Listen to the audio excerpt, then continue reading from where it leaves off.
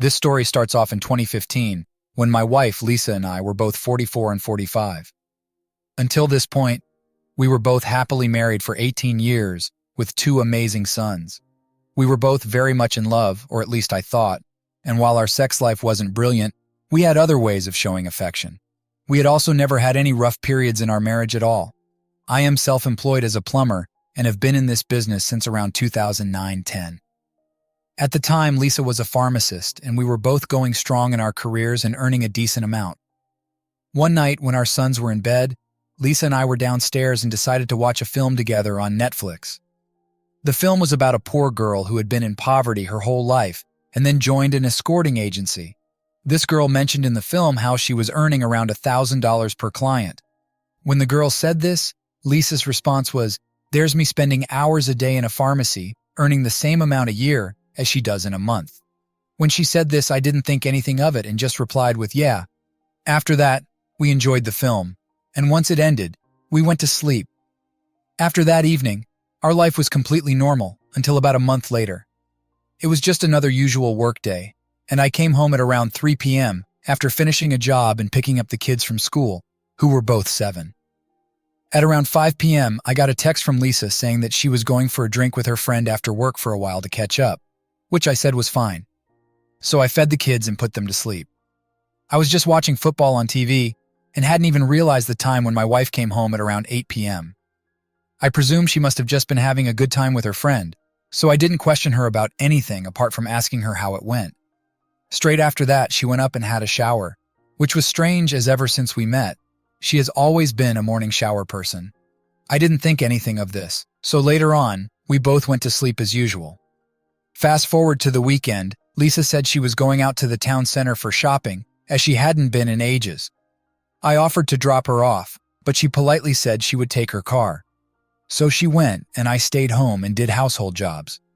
Lisa had been gone for 4 hours, and I hadn't heard from her, so I rang her up to see when she was going to be back. But she didn't answer.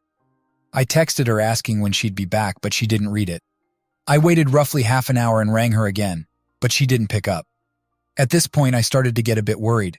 I tried ringing her again and again for around 45 minutes, but she didn't pick up. Then eventually, after being out for a total of 7 hours, she rang me up and said she was really, really sorry that she hadn't answered. She claimed that her phone was out of power and she had to find somewhere to charge it. I believed her and forgave her, and when she came home, we hugged and we said the usual "I love you" to each other. Lisa then went to the shower. At this point, I still hadn't suspected a single thing. I suspected nothing for a whole 3 months after that. Life then went on. During these 3 months, there were a few occasions when she would meet up with a friend, and I just let her go. Then, there were also a few times where she would work late, and she would say she's at the pharmacy till the shop closes or something like that, and I would believe her. She also started working a lot more frequently on Sundays. She did this sometimes anyway, but during this period, she was doing it a lot more than usual. I also continued working like normal throughout this time. Then, one Friday, Lisa came home from the pharmacy and said that she had been invited to spend the night at her friend's house. I thought this was a little weird, as this friend she was staying with usually met with Lisa a lot anyway, so I wondered why Lisa wanted to stay over at her house all of a sudden. I just agreed with her and offered to drop her off, but she said she'd just drive. So after she went that evening, it was just me and the boys. They were just playing on their own and I was getting a little bored. So I decided to ask Lisa's friend's husband, Dean, if he wanted to come over for a pint, as we were quite good friends. I rang Dean up and asked, "While the ladies gossip at your house, do you want to come over to mine for a pint?" He replied, "What do you mean? My wife is at home only with me." It was at that moment my heart dropped. I asked him if he was joking, and he was being dead serious. I could even hear his wife in the background saying it was only them two at home. I ended the call and just stood up and thought for a moment. I decided to ring Lisa, but she didn't reply. I rang her 3 more times after that, but she didn't answer. I also texted her about 10 times asking if she was okay, and she didn't reply. I put the kids to bed and was considering calling the police until I got a call from Lisa saying that she was very, very sorry for making you worry so much. She said over the phone that she meant she was going to see her other friend and said the wrong name by accident and didn't answer the phone because they went for dinner. I felt relieved but told her to keep her phone on. After saying goodnight to her, I went to sleep myself, thinking, at least she's all right. But one thing kept troubling me. Why was she at dinner for such a long time? I stopped thinking and went to sleep. The next day, at around 1 p.m., Lisa arrived home and acted completely normal. I asked her how it was, and she told me that she and her friend just relaxed, chatted, and had a meal. We went on as usual for a week, until one day I got home, and the postman came to deliver a parcel addressed to Lisa. She hardly ever orders things, so I waited until she came home to give it to her. She said, "Oh, that must be my new phone." My jaw dropped, and I answered, "But you already got a new phone a few months ago, which I got you." She then said, "Oh yeah, but I wanted a bigger one, so I bought myself a new one." Despite feeling a little down and confused about why she bought a new phone, an iPhone 6 Plus at the time, I let it be. Fast forward 2 days later, she comes home from work with a brand new hair curler and hair dryer. She bought them after work, and they were a really expensive brand. I asked her, "Why are you spending and essentially wasting so much money on things you already have?" Her reply was, "Oh, I never buy myself nice new things, so I thought I would treat myself." This wasn't like her, but I just let it go. Although it was bothering me, bearing in mind her birthday was in 6 weeks, and I could have got her the gifts. Fast forward about another week, we were just sitting at our dinner table with the boys chatting as usual, when I saw Lisa wearing a brand new Pandora bracelet with a few fancy gems on it. I asked her when she got it, and she said, "Oh yeah, I forgot to tell you, I bought a new bracelet. Do you like it?"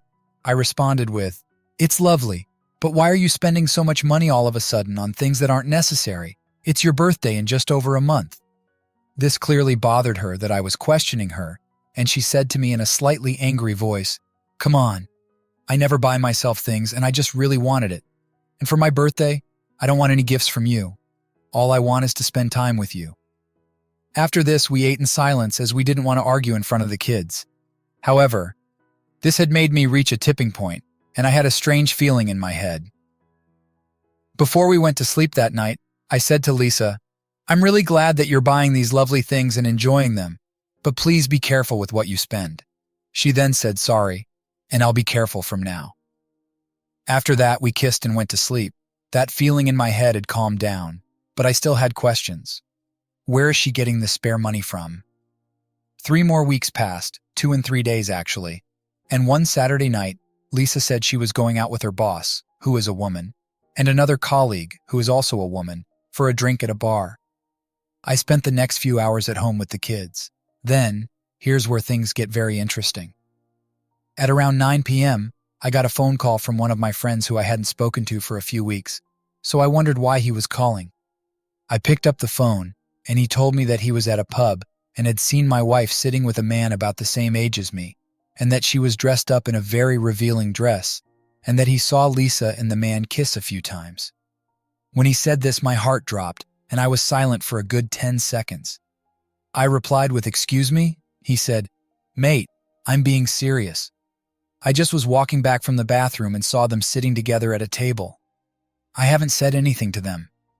When he said this, I thought he was just making it up, so I asked him to send a picture. But at the same time, I was thinking, how do I know if she really went with her work colleagues? My friend then sent me a picture. It was a bit far away as he didn't want to get caught taking the picture, but I zoomed in on it, and my jaw dropped and heart sank. That woman was definitely Lisa. She was sitting with another man and wearing such a low-cut dress that almost her entire 2 breasts were sticking out in the open. I didn't even know she had a dress like that, but that wasn't on my mind. I started shaking and almost tearing up. I asked my friend to tell me the address of the pub they were at, so I ran to the car, leaving the boys at home, and drove half an hour as fast as possible to the pub. I parked up, and my mate was waiting outside for me. We both went in quickly, and he pointed me toward Lisa. I then looked at where he was pointing and completely froze. There she was, my wife of 18 years, sitting there laughing and giggling with a random man. All I could think of at this time in my head was, "Oh my gosh, she is cheating on me. She was wearing beautiful makeup. She never looked like that with me. Her new Pandora, red heels, and a dress that certainly gave the world a brilliant view of her very large breasts." Lisa was the best-dressed person in the whole bar. I just stood there staring at her. I then walked up to her and rubbed her shoulder. Lisa turned and looked at me. Her face went from all happy and smiley to a face of horror. I said, "Lisa, what on earth are you doing here? And who is this man?" She stood up and put her hands on my arms and said, "Honey, it's just a work colleague meeting. Don't raise your voice." After she said that, I said, "Wearing a dress like that? Not a chance. You're coming with me." I picked her bag up and started walking out of the bar, with Lisa following me as she talked some random gibberish. During this time, the guy she was with was completely silent. We both sat in the car and Lisa instantly burst out crying and sobbing. In a calm voice, I said to her, "Now please tell me, Lisa, who that man was and how long this has been going on between you two." Still sobbing her eyes out, she replied with, "No, we don't have a relationship and we are not dating. This was our first time meeting." I said, "Then who was he? And why are you wearing such a sexy dress?" Lisa then went on to tell me that for the past few months, she had been working for a high-class escorting agency and that she quit her job as a pharmacist then too. All those times she had been coming home late, meeting a friend. She was really spending time with a client. All the hours during the day I was made to believe she spent at the pharmacy, she was really with clients all that time. She claimed that she just earned so much money from the first week of doing it that she quit her real job and did escorting full-time. She didn't want to tell me because she knew I wouldn't allow it. This all explains why she was suddenly buying all these relatively expensive items. She told me she got the idea when we watched the film about the escort girl a few months ago. Although it was a fictional character, she felt jealous and thought she could be earning so much more. I just couldn't believe it all this time, what she has been doing because of a stupid film. Then I asked her a big question. "Have you been sleeping with these clients?" She replied with yes, which I wasn't surprised with. She then went on to say how she wanted me to forgive her and that she loves me and we can fix this, and she'll stop working for the agency. She didn't have sex with every single client, but I had enough. I drove Lisa straight to her parents' house and left her there. When I got back home, I just sat in the corner of my room in silence, just processing the situation. All I could think was, how could such a happy and perfect married life change so drastically in just a couple of months because of some stupid film? After this, there was a lot more talking and working things out, and in the end, we divorced. Since then, I look after the kids, and Lisa moved in with her parents. Every weekend, the boys get picked up and spend the weekend with Lisa. Ever since, I have been living a happy single life. I realize that I have written a lot here, so I apologize for writing so much. But honestly, I have missed out a lot of details, most particularly the bits around the time when I saw her in the bar and when we got in the car afterward. The bits in the car when she told me everything, I am not able to describe it all, but I've written the main details. Next story, story 2. I have read a lot of stories, and there are some definite heartbreaking ones that saddened me to read them. My story is also pretty sad, but I do not think that I am able to convey the same level of bitterness and betrayal that some of the other writers and submitters have experienced. My story, of course, is sad, but also perhaps gives a different perspective that might be worth listening to. I am not sure why I am writing about events that took place so many years ago, but maybe it is just a way to show people that good things happen with time, and time and patience do seem to heal most things. I know this is a long post, but I think the history is important to know so people understand what happened. And that generates my question and request for advice based on this. Am I crazy to try this again? And is it worthwhile at 60 years of age? I met my wife, Sarah, and we were together for almost 10 years, including 7 years of marriage. We have 2 children who are now fully grown and have lives of their own. Sarah and I met on a blind date, and it was awkward the entire night. Sarah is an attractive woman with a vivacious personality. Me, on the other hand, am somewhat reserved and would not probably be considered a head-turner. I am not that bad on the eyes, but do not in any way claim to be a great heartbreaker. I am also on the quiet side, and Sarah always has been the person that people noticed at a party or an event. She also has a kind heart and is very empathetic to people and always looks for the good. Strangely enough, she seemed to like me, and our relationship grew. Finally, we got married and began to build our life together. Our life was actually going very well. We had a nice home, good finances, supportive families, good friends, and our kids were doing well. But, as with many of these stories, there is a catalyst that can change everything. Our catalyst was a pregnancy. We had 2 young kids at the time and wanted to go for a 3rd child to have an even larger and happier family. We never had too many concerns in the bedroom, and we quickly had number 3 on the way. I was elated when Sarah told me the news, and we waited about 3 months before we told the rest of our families about the new addition. During the next 3 months, we were busy with planning for the nursery, working with our kids on getting ready for the new baby, looking at finances, etc. It was perhaps the saddest day of my life when Sarah called me to tell me that something was wrong with the baby. We got her to the hospital, and unfortunately and tragically, Sarah had a miscarriage at the 6-month mark. We were both traumatized, and the trip back home the next day was absolute silence and sadness. Sarah went to bed that night and did not come out of that room for the next 3 days. She was absolutely overcome with sadness and depression. For some reason, she also believed that she had failed me as my wife. I told her again and again that this was an act of God. She did not do anything wrong, and we could try again when the time was right. But she did not believe me and still continued to blame herself for the whole situation and sunk into a depression. It took about 6 months, but she appeared to be coming out of her funk and seemed to be getting back to her normal self. We were both doing well with the kids, she seemed to have her personality back, and we were talking about the future. She also started to exercise and get back into shape. She really did look incredible, and I did enjoy giving her compliments and telling her how much I loved her. During this time, she also talked to me about getting a part-time job.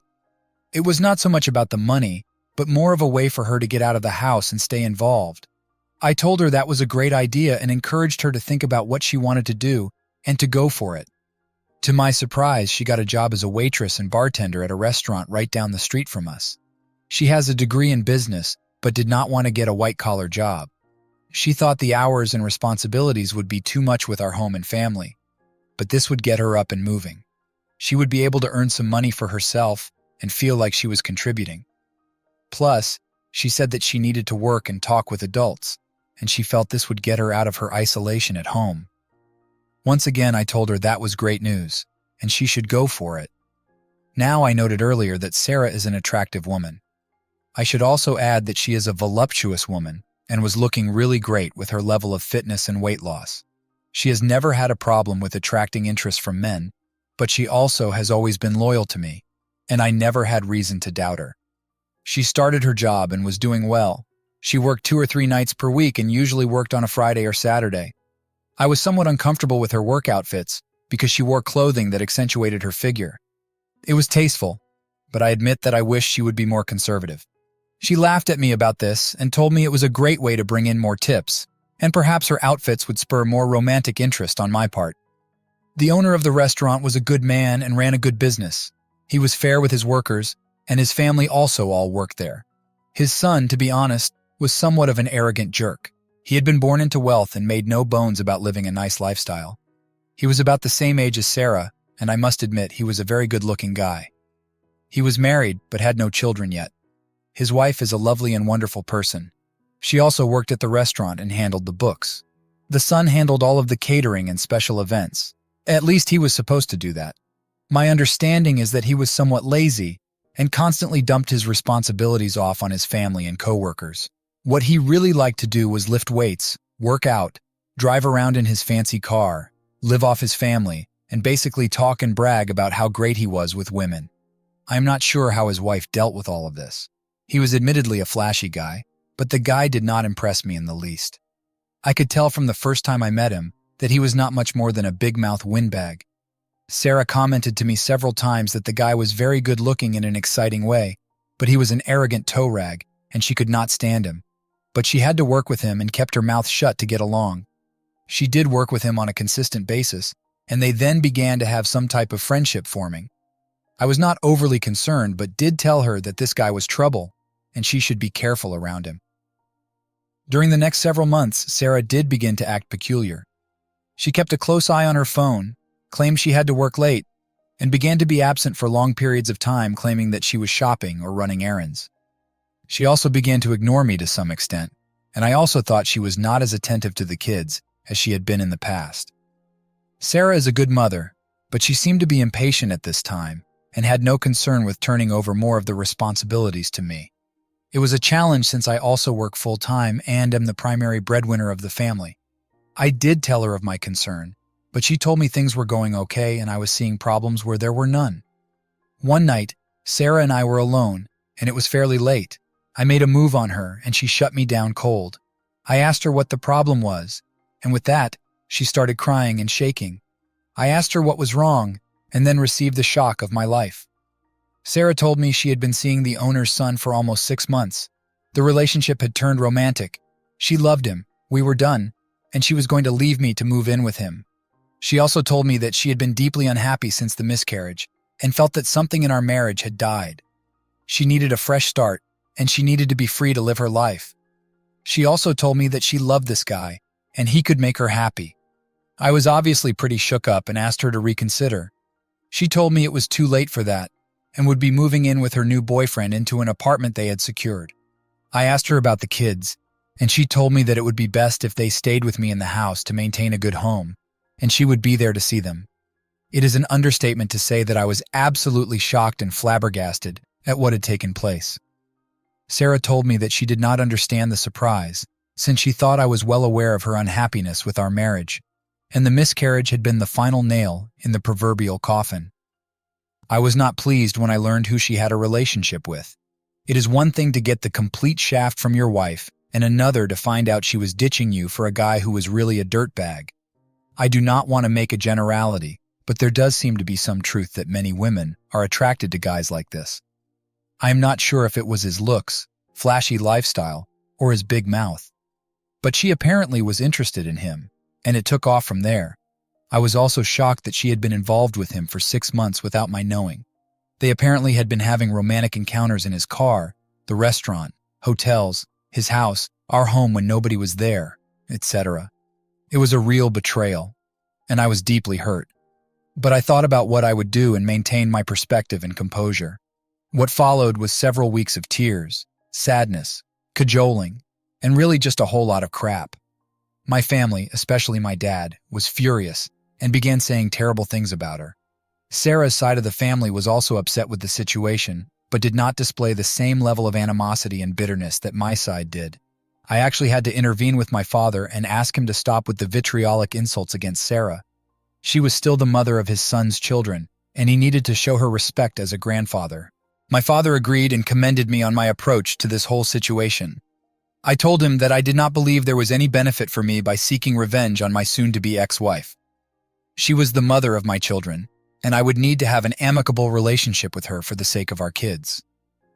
Do not get me wrong. I would have loved to be an SOB, but thought long and hard about it. I think that I made the correct choice and in retrospect would have done the same thing. As I said, it was a rough couple of weeks, but she did move out and into an apartment with this guy. She did see her children and tried to be active in their lives. I also felt terrible for the wife of this guy, and she was mortified by what had taken place. She did leave the restaurant to get another job and did file for divorce. I would see her in the local grocery store on occasion and always wished her well. She was originally from Pennsylvania and eventually moved back to her home. I understand she did get remarried to a solid man and now has a good life and children. I wish her only the best. There is no question in my mind that her splitting with this guy is the best thing that ever happened to her. The divorce itself went smoothly. She did get some money out of me due to the division of assets. I did agree to pay some alimony support for a short period, which I think ended at 6 months. To me, it was a cheap way to get out of the situation. In fact, I probably would have agreed to any financial demand she made to be done with the situation. I was retained as the primary custodial parent, and she had 50-50 visitation. I told her that she was always free to stop and see her children. She did do that on many occasions, and things appeared to be somewhat stable. I also think she liked to see me when she came to visit the kids, but maybe that was wishful thinking on my part. Sarah did not make a lot of money, but did make a small child support payment each month. To her credit, she did her best and never missed a payment when it came to her children. In retrospect, there is no doubt in my mind that Sarah was going through some type of personal crisis due to the miscarriage and the aftermath. I am not some great prize, but there is no way my wife in her right mind would have done what she did. But I was powerless, and there was not much I could do. The day we signed the divorce papers to make it final was surreal. Things had been amicable, but it was still tough. We met at her attorney's office, and it was a sad affair for me. I was saddened that she seemed so happy about the situation, and she was there with her dirtbag boyfriend. She almost seemed giddy about it, which really shocked me. We had been together for many years and had a family together. This was the only time I ever felt like she disrespected me during the whole divorce, but I let it roll off because there was nothing left to prove. The marriage was over, and we needed to move forward. When I signed the papers, I did see some regret in her eyes. I do think she had a look of shock on her face, since I remember what I said to her. I had thought about it and had already decided what I was going to say. I must admit that I am proud of what I said and how well it came off. I am not an actor, but on this day, I did have a flair for the dramatic. I had written it down and practiced it until I had it down, and this is what I said. I am of course sad about this. I thought we had a good life and were a good team. I apologize to you if you think I failed you because I was not able to bring you the happiness you wanted, and you thought somebody else would give you a better chance at happiness. I do think the miscarriage had a lot more to do with this than we realize.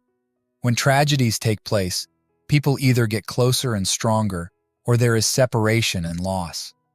I am sad, and find it ironic that what should have been a happy experience for us is what destroyed us in the end. But that is in the past now. I want you to have a happy life, and we can work together to give our kids the happiest and most stable life we can. The room was quiet when I said this. Her face looked stark white, and I did see regret in her eyes. With that, I got up, shook her hand, wished her well, said goodbye, and her attorney told me he would send me a copy of the papers. Things went okay at first. She was living with this guy, but within several months, chinks began to appear in their relationship. He apparently drank too much, was pretty much shiftless, lived off his family, and really was not much of a man. He also apparently had a wandering eye and was already lining up his next conquest. She was apparently a younger girl who worked in another restaurant, which was also owned by his father. Of interest is that I continued to order food from the original establishment. The owner would always greet me when I came in for my order, and always had a look of embarrassment on his face. I would never stay in the place because that would have been awkward. My ex-wife was working there and living with his son. If you toss in that he deserted his wife also, the owner was not pleased. He was a family man and told me once that he did not understand where he went wrong with his son. Of course, and to no surprise, things began to go downhill with this new exciting power couple. They were fighting all the time, and things were not going well for my ex-wife. I think she was seeing that perhaps I was not that bad of an option, and things are not always greener on the other side. With me, she had a solid man who put her and the kids first. I was a good husband, and perhaps she had made a really poor decision. She did call me several times to lament about her life, but I told her that I was not the person to talk with about this. She answered that I had been her best friend, and she could always talk to me. I told her that had been true, but things had changed, and I did not feel comfortable being part of the discussion, and she needed to work things out on her own with her new partner. I did not want to be involved in her relationships. She agreed, but I think I sensed some hurt and regret in her voice when she hung up after I told her this. One night, she had the kids over at her apartment with her dirtbag boyfriend to have a sleepover and watch some movies. That evening, I had an upset call from her. Apparently, this guy had drunk too much and was frustrated that the kids did not want to watch one of his shows. I'm not sure what the show was, but the kids apparently had no interest, so he got mad and slapped my youngest daughter because he thought she was being snotty. This was a hard slap and left a mark on her cheek. I got a call and went right over there. My first inclination was to call the cops, and maybe I should have, but I did go over there to get my kids. I took my kids and left. I told him that if I heard anything else from him about this, my next call would be to the cops, and then he would have real trouble. I admit that I got some pleasure out of telling my ex-wife. And so this is what you left me for? She did not say anything, but did hang her head. I think she was ashamed of what had taken place. I am not sure if that meant she regretted the divorce, but I do think she realized what she had done and was regretful. Lo and behold, later that night, I get a knock at the door and there she is, sobbing and very upset. I did let her come in, and she told me that she had broken up with her boyfriend and wanted to come home. Now, I thought long and hard for several minutes and told her that I loved her and we had history, But I could not do that. With everything that had taken place, I did not think it was a good idea for her to come back. And there were just too many sad memories. I would never have left the mother of my children alone on the street. She did come in and called her parents. I took her there to stay. My former father-in-law met me at the door and thanked me. He told me that I had always been a good man and a good husband. He appreciated that I had put the kids first and did look after the safety of his daughter as my ex-wife. I told him that I would always love his daughter. Maybe things did not go the way we wanted, but I would not let harm come to her. To this day, I am proud of what I did on this night and what I decided to do to protect my kids, and in the end, my ex-wife. She lived at her parents' house for about a year until she could get back on her feet. She did get a good job and moved into her own place. She was always a good mother, and her old vitality and spark returned. It was not perfect, but there was some sense of normalcy. She did have a string of relationships that did not go anywhere, and I think she was taken advantage of several times. Several times she would say to me that I was the best relationship she ever had, and nobody else could compare. Maybe that was a lot of cheap talk, but I did like to hear it. All that being said, nothing romantic happened again between us, and I retained a cordial and respectful relationship with her. I could have been with her again if I wanted, but would not take that step. In my heart, I wanted to, but I was basically scared of being hurt again. During this time, I dated several women, but nothing serious from a relationship perspective. Several of them wanted more from me, but I was not going to go there. I was focused on work, my kids, and had no interest in another marriage or a long-term relationship. There were just too many bad memories, and I decided that going solo was the best route for me. The years flew by. My kids did well, attended college, had good careers, got married, and started families. I would see my ex-wife at family events on a regular basis. She would always ask me if I was seeing anybody, and it would always come around if there was still a chance for us to get back together. I always told her no because in life, some things stick, and you cannot go away from them. She would always look sad and told me that her decision to leave me was the worst decision and mistake she ever made. She told me there is not a day that goes by when she does not think about what if. She also told me it was especially hard for her at events like weddings, birthday parties, and other family events. She told me that the toughest days for her from this perspective were at the funerals for her mother and father when they died. She was greatly saddened when she saw me there, but I was not there as her husband and partner. She knew that I was a strong man and a good husband to her. But on these days she felt alone and had felt great regret. She also felt this way at the weddings for both of our children. She thought they would have been great days that we would have shared together. She asked me if I ever felt the same way. My answer has been that the experience was sad for me, but I decided to move forward and not look back. I always felt that her regret was ironic since she was so sure that true happiness was with a new boyfriend. We are now pushing 60, and I was thinking about hanging it up at work and moving somewhere warm, at least for the cold months. My kids support me and love their mother. The last time I talked to Sarah before moving was at a birthday party for one of our grandchildren. She asked to speak to me alone, and we stepped outside. She then became very emotional and upset. She always thought there was a chance that we would get back together. My moving away would signify the absolute end, and she had experienced a lifetime of regret for having failed as a wife. I told her so many years had gone by and that she should not feel that way.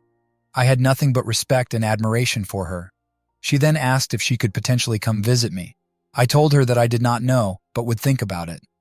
I admit that every single time I looked into her beautiful green eyes, my heart would melt. On this day, she looked exceptionally beautiful to me, and the years had been very kind to her. On this day, I must admit that regardless of what had taken place before, I never felt more intense love for her than I did at this moment. At this point in my life, I thought that maybe I would welcome having a relationship with her again. I would not get remarried, but what did I really have to lose at this point? She did make me happy at one time, and my love for her had never gone away. At this point in our lives, maybe we can go forward. Update.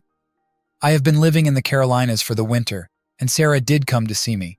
Crazy, I know, but all the old feelings are still there. She stayed at my place, and we went and did many things together. I'm pleased to report that maybe we are older but learned that we still do well together with that special time. She was there for a weekend, but it stretched into 2 weeks and then into a month. One night, she started to cry and sob because of what happened literally years ago. She told me that the past several weeks had brought her great happiness, and she was so sorry for what had happened. She told me that she constantly thought about what if she had wasted her life looking for some type of utopian relationship that cannot exist. I told her that was all in the past, and maybe the time had come for us to move on and reconsider having a future together. I told her that I always loved her. My feelings for her had never died, and maybe she would like to come down and be with me permanently.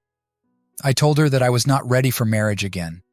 But did it really make a difference at this point in our lives? She agreed, actually never left my home, and things have been going great. The kids had a look of absolute shock on their faces when we told them, but they were also very happy for us. My youngest daughter, though, told me she was not really surprised because she knew that my love for her mother had never died, and she had a feeling that things were not over. Some people reading this may think I am crazy for doing this again after so many years, but at this point in our lives, there is only love and respect. What happened so many years ago is in the past. Now, when I see my wife, and I admit that I always considered her to be my wife, I only feel love and affection. I think things will get even better, and hopefully, we will have good years ahead as we head into old age. She really made a bad decision, but that is in the past. I think we both face the consequences, but I look forward to life and moving forward.